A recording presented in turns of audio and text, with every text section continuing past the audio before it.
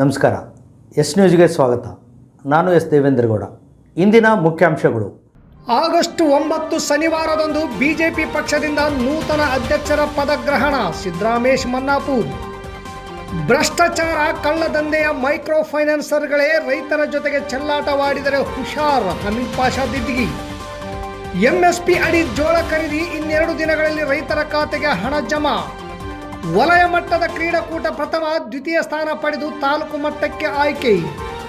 ಸಹಾಯಕ ನಿರ್ದೇಶಕ ಅಮರಗುಂಡಪ್ಪ ರಾಗಲ್ಪರ್ವಿ ನರೇಗಾ ಕಾಮಗಾರಿ ಸ್ಥಳಕ್ಕೆ ಭೇಟಿ ಪರಿಶೀಲನೆ.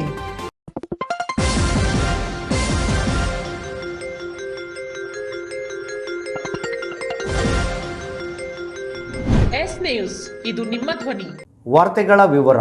ಬಿಜೆಪಿ ಪಕ್ಷದಿಂದ ನಗರ ಹಾಗೂ ಗ್ರಾಮೀಣ ಮಂಡಲ ಅಧ್ಯಕ್ಷರ ಪದಗ್ರಹಣ ಕಾರ್ಯಕ್ರಮವನ್ನು ಆಗಸ್ಟ್ 9 ಶನಿವಾರದಂದು ನಗರದ ಕುಷ್ಟಗಿ ರಸ್ತೆಯಲ್ಲಿರುವ ಕನಕದಾಸ ಕಲ್ಯಾಣ ಮಂಟಪದಲ್ಲಿ ಹಮ್ಮಿಕೊಳ್ಳಲಾಗಿದೆ ಎಂದು ನಗರ ಮಂಡಲ ಅಧ್ಯಕ್ಷ ಸಿದ್ದರಾಮೇಶ್ ಮನ್ನಾಪುರ್ ಹೇಳಿದರು.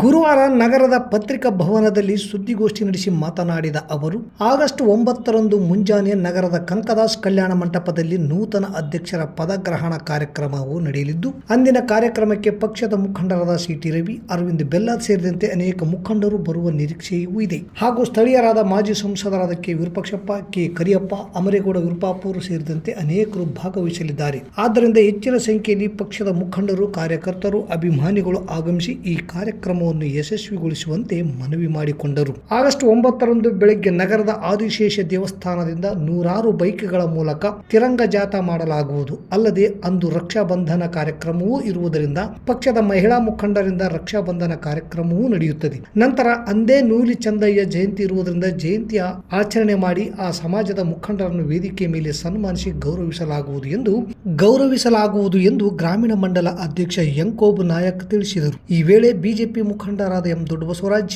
ಪಕ್ಷದ ನಗರ ಘಟಕದ ಎಸ್ಟಿ ಅಧ್ಯಕ್ಷ ಮಹದೇವ ನಾಯಕ್, ಗ್ರಾಮೀಣ ಮಂಡಲ ಪ್ರಧಾನ ಕಾರ್ಯದರ್ಶಿ ಬಸವರಾಜ್, ಮುಖಂಡರಾದ ಗಂಗಾಧರ್ ಹೂಗಾರ್, ಚಿದಾನಂದಪ್ಪ ಜವಳಗೆರ, ಸಿರಾಜ್ ಪಾಷಾ ಸೇರಿದಂತೆ ಅನೇಕರಿದ್ದರು. ಅವರು ಪದಗ್ರಹಣ ಕಾರ್ಯಕ್ರಮವನ್ನು ಅಚ್ಚುಕಟ್ಟಾಗಿ ಸಿಂಧನೂರು ನಗರದಲ್ಲಿ ಹಮ್ಮಿಕೊಳ್ಳಲಾಗಿದ್ದು, ಈ ಒಂದು ಕಾರ್ಯಕ್ರಮಕ್ಕೆ ನಮ್ಮ ಜಿಲ್ಲೆಯ ಎಲ್ಲ ನಮ್ಮ ಭಾರತೀಯ ಜನತಾ ಪಕ್ಷದ ಹಿರಿಯ ಮುಖಂಡರು, ಮಾಜಿ ಸಂಸದರಿರ್ಬೋದು, ಮಾಜಿ ಶಾಸಕರಿರ್ಬೋದು, ಹಾಲಿ ಶಾಸಕರಿರ್ಬೋದು, ಹಾಲಿ MLC ಅವರಿರ್ಬೋದು, ಮತ್ತು ಮಾಜಿ MLC ಅವರಿರ್ಬೋದು, ಈ ರೀತಿಯಾಗಿ ಇಡೀ ನಮ್ಮ ಜಿಲ್ಲೆಯ ಸಮಸ್ತ ಹಿರಿಯರು ಕೂಡ ಆ ಒಂದು ಕಾರ್ಯಕ್ರಮದಲ್ಲಿ ಭಾಗವಹಿಸ್ತಾರೆ. ಅದೇ ರೀತಿ ಈ ಮುಂದೆ ಬರ್ತಕ್ಕಂಥ ಸ್ವತಂತ್ರ ದಿನಾಚರಣೆಯ ಅಂಗವಾಗಿ ಕೂಡ ಆ ಒಂದು ಕಾರ್ಯಕ್ರಮದಲ್ಲಿ ತಿರಂಗ ಯಾತ್ರೆಯ ಬೈಕ್ ರ್ಯಾಲಿಯ ಮುಖಾಂತರ ಆದಿಶೇಷ ದೇವಸ್ಥಾನದಿಂದ ಪ್ರಾರಂಭಗೊಂಡು ಕನಕದಾಸ ಕಲ್ಯಾಣ ಮಂಟಪದವರೆಗೆ ಆ ಒಂದು ಕಾರ್ಯಕ್ರಮವನ್ನು ಕೂಡ ಹಮ್ಮಿಕೊಳ್ಳಲಾಗಿದೆ. ಮೈಕ್ರೋ ಫೈನಾನ್ಸ್ ಸಿಬ್ಬಂದಿಗಳು ರೈತರಿಗೆ 80 ಪೈಸೆ ಬಡ್ಡಿ ಎಂದು ಹೇಳಿ ಸಾಲ ಕೊಡಿಸಿ 2 ರೂಪಾಯಿಗಿಂತಲೂ ಹೆಚ್ಚು ಬಡ್ಡಿ ಹಾಕಿ ಸಾಲ ವಸೂಲಾತಿ ಮಾಡುತ್ತಿದ್ದೀರಲ್ಲ, ಇದು ನ್ಯಾಯನಾ ಎಂದು ಕರ್ನಾಟಕ ರಾಜ್ಯ ರೈತ ಸಂಘ ಹಾಗೂ ಹಸಿರು ಸೇನೆಯ ರಾಜ್ಯ ಪ್ರಧಾನ ಕಾರ್ಯದರ್ಶಿ ಅಮೀನ್ ಪಾಷಾ ದಿದ್ಗಿ ಮೈಕ್ರೋ ಫೈನಾನ್ಸ್ ಸಿಬ್ಬಂದಿಗಳಿಗೆ ಪ್ರಶ್ನೆ ಮಾಡಿದರು. ನಗರದ ಪತ್ರಿಕಾ ಭವನದಲ್ಲಿ ಗುರುವಾರ ಸುದ್ದಿಗೋಷ್ಠಿ ನಡೆಸಿ ಮಾತನಾಡಿದ ಅವರು, ನೀವು ನಮ್ಮ ರೈತರಿಗೆ ಹೇಳುವುದೊಂದು ಮಾಡುವುದೊಂದು. ಕರ್ನಾಟಕ ಸರ್ಕಾರ ನಿಮ್ಮ ಬಡ್ಡಿ ದಂಧೆಯ ವಿರುದ್ಧ, ದುರ್ವರ್ತನೆ ವಿರುದ್ಧ ಬಲವಾದ ಕಾನೂನು ಕ್ರಮ ಜರುಗಿಸಿದರೂ ಕೂಡ ಸರ್ಕಾರದ ಭಯವಿಲ್ಲದೆ ಈ ಮೈಕ್ರೋ ಫೈನಾನ್ಸ್ ಸಿಬ್ಬಂದಿಗಳು ರೈತರ ಮೇಲೆ ತೋರುತ್ತಿರುವ ವರ್ತನೆಯನ್ನು ಖಂಡಿಸುತ್ತೇವೆ. ಮೊದಲೇ ರೈತರು ಸಂಕಷ್ಟದ ಪರಿಸ್ಥಿತಿಯಲ್ಲಿದ್ದಾರೆ. ಅದರಲ್ಲೂ ನೀವು ಹೆಚ್ಚಿಗೆ ಬಡ್ಡಿ ಹಾಕಿ ವಸೂಲಿಗಾರರೂ ಆಗುತ್ತೀರಿ, ನೀವು ಪೊಲೀಸರೂ ಆಗುತ್ತೀರಿ. ತಿಳ್ಕಳ್ರಯ್ಯ, ನೀವು ಈ ರೀತಿ ಕೋತಿ ಚೇಷ್ಟೆ ಮಾಡಿದರೆ ನಿಮ್ಮ ವಿರುದ್ಧ ಕಾನೂನಿನ ಸಮರವೇ ನಡೆಯುತ್ತದೆ. ಸಂಪೂರ್ಣವಾಗಿ ಕಾನೂನು ಕೈಗೆತ್ತಿಕೊಳ್ಳುವ ಸಮಯ ದೂರವಿಲ್ಲ. ಅನ್ನದಾತರ ಜೊತೆಗೆ ನಿಮ್ಮ ದುರ್ವರ್ತನೆ ನಾಜೂಕಾಗಿರಲಿ, ಮೃದುವಾಗಿರಲಿ. ನೀವು ಮಾಡುವುದೇ ಕಳ್ಳದಂಧೆ, ಭ್ರಷ್ಟಾಚಾರದ ದಂಧೆ. ನಿಮಗಿಷ್ಟು ರೈತರ ಮೇಲೆ ಸಿಟ್ಟು ಇರಬೇಕಾದರೆ ಇನ್ನು ಬಡ್ಡಿ ಕಟ್ಟುವವರು ನಾವು. ಅದರಲ್ಲೂ ಹೆಚ್ಚಿಗೆ ಬಡ್ಡಿ ಹಾಕಿದರೂ ಕೆಲವರು ಮುಗ್ಧ ರೈತರು ನೀವು ಹೇಳಿದ ಹಾಗೆ ಕಟ್ಟುತ್ತಿದ್ದಾರೆ. ಇನ್ನು ಅವರಿಗೆ ಎಷ್ಟು ಸಿಟ್ಟು ಬರಬೇಡ ಸ್ವಾಮಿ. ನಿಮ್ಮ ಈ ಗುಂಡಗಿರಿ ದುರ್ವರ್ತನೆ ನಮ್ಮ ರೈತರ ಜೊತೆಗೆ ನಡೆಯಲ್ಲ.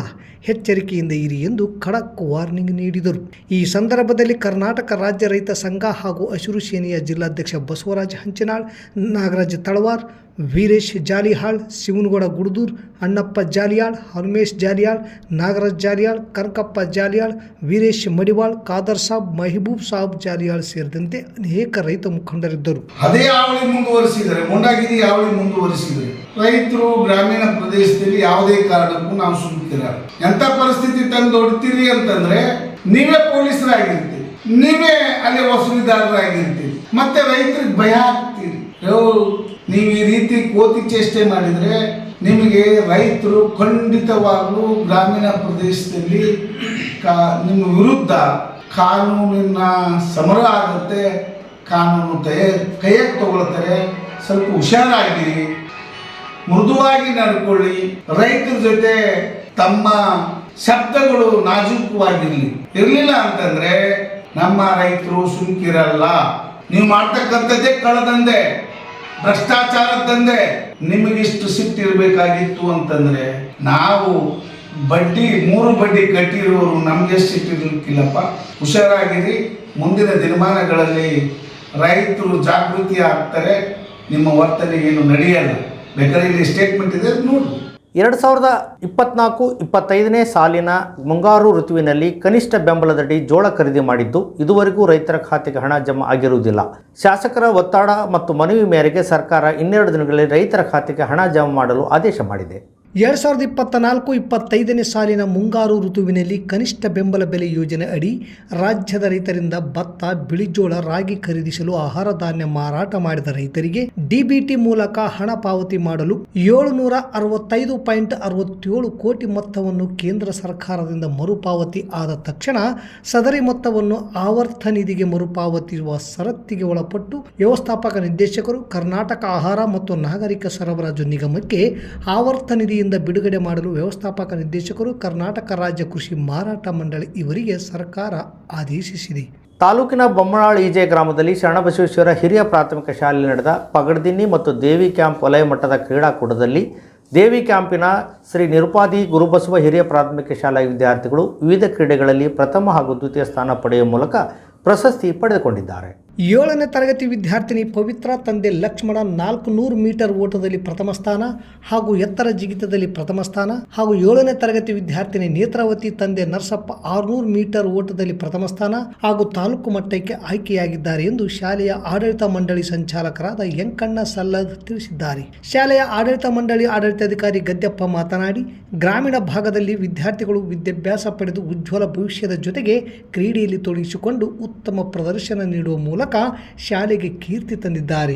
ಅವರು ಇನ್ನೂ ತಾಲೂಕು, ಜಿಲ್ಲಾ ಹಾಗೂ ರಾಜ್ಯ ಮಟ್ಟದಲ್ಲಿ ಭಾಗವಹಿಸಲಿ ಎಂದು ಶುಭ ಹಾರೈಸಿದರು. ಶಿಕ್ಷಕಿಯರಾದ ಯಂಕಮ್ಮ, ಶಿವಗಂಗಾ, ನಕ್ಷತ್ರ, ನೂರ್ ಜಹಾನ್, ಪೂಜಾ ಹಾಗೂ ಶಿಕ್ಷಕ ವೃಂದದವರು ವಿದ್ಯಾರ್ಥಿಗಳು ಅಭಿನಂದನೆಗಳು ತಿಳಿಸಿದರು. ತಾಲೂಕಿನ ರಾಗಲ್ಪರ್ವಿ ಗ್ರಾಮದಲ್ಲಿ ನಡೆಯುವ ನರೇಗಾ ಕಾಮಗಾರಿ ಸ್ಥಳಕ್ಕೆ ಭೇಟಿ ನೀಡಿ ಕಾಮಗಾರಿ ಪರಿಶೀಲನೆ ಮಾಡಿ ಸ್ಥಳೀಯ ಗ್ರಂಥಾಲಯ ಹಾಗೂ ಶಿಶುಪಾಲನಾ ಕೇಂದ್ರಕ್ಕೆ ಭೇಟಿ ನೀಡಿ ಸ್ವಚ್ಛತೆಯನ್ನು ಕಾಪಾಡಿಕೊಳ್ಳಲು ಸೂಚನೆ ನೀಡಿದರು. ಪೂರ್ಣಗೊಂಡ ಅಂಗನವಾಡಿ ಕಟ್ಟಡ ಹಸ್ತಾಂತರಪಡಿಸಲು ಕೂಡ ಸೂಚನೆ ನೀಡಿದರು. ಈ ವೇಳೆ ತಾಂತ್ರಿಕ ಸಂಯೋಜಕರಾದ ಮೆಹಬೂಬ್, ತಾಂತ್ರಿಕ ಸಹಾಯಕರಾದ ಸತ್ಯನಾರಾಯಣ್, ಬಿಎಫ್ಟಿ ಮೌನೇಶ್, ಗಣಕಯಂತ್ರ ಸಹಾಯಕ ಭೀಮನಗೌಡ ಸೇರಿದಂತೆ ಪಂಚಾಯಿತಿ ಸಿಬ್ಬಂದಿಗಳು ಇದ್ದರು. ಮತ್ತೊಮ್ಮೆ ಮುಖ್ಯಾಂಶಗಳು.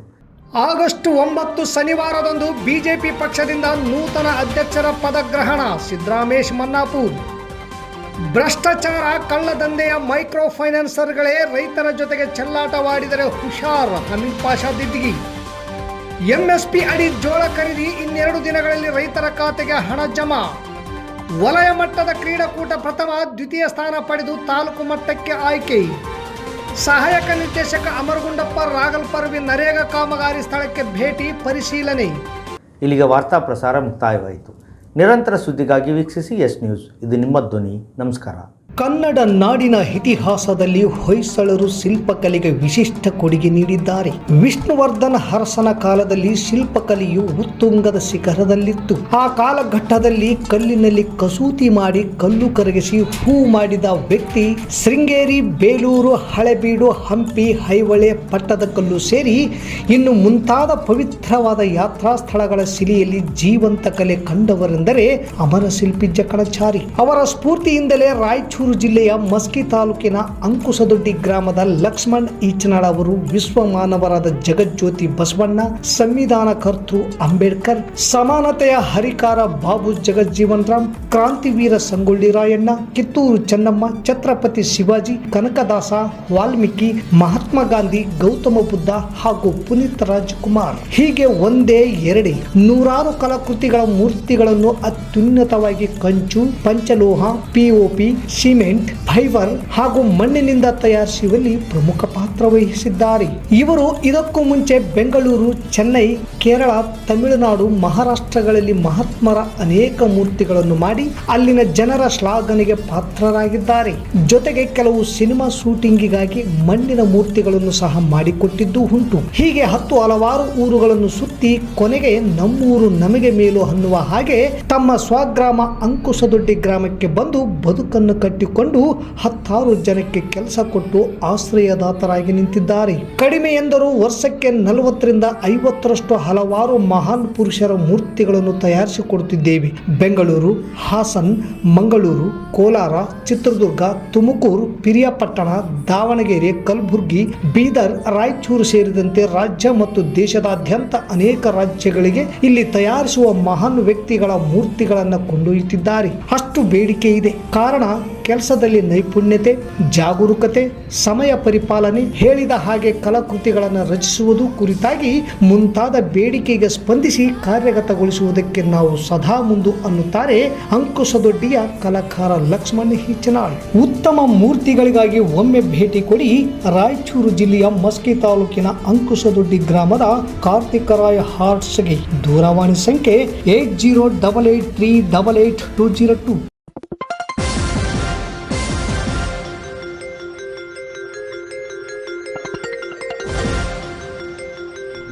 ಎಸ್ ನ್ಯೂಸ್ ಇದು ನಿಮ್ಮ ಧ್ವನಿ.